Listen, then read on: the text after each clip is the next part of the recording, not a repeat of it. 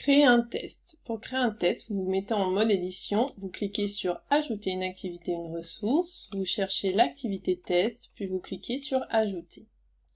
Vous arriverez sur la feuille de paramétrage du test. Vous rentrez le nom du test, donc par exemple une auto-évaluation.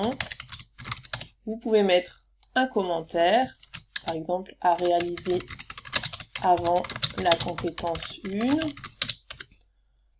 Vous affichez la description sur la page de cours. Vous avez beaucoup de paramétrages dans le test, je vais vous en expliquer quelques-uns. Temps, c'est pour si vous voulez mettre une date et une heure précise d'ouverture du test et une date et heure précise de fermeture.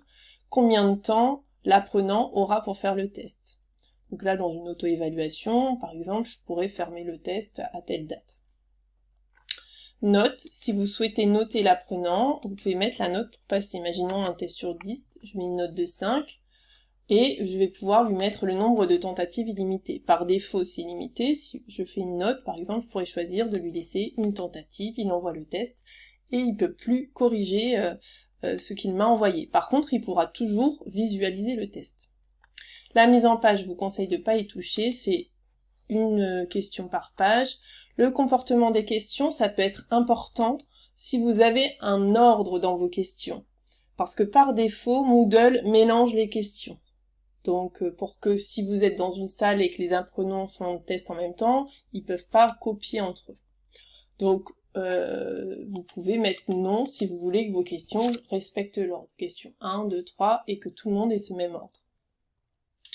Les options de relecture, je vous conseille de ne pas y toucher.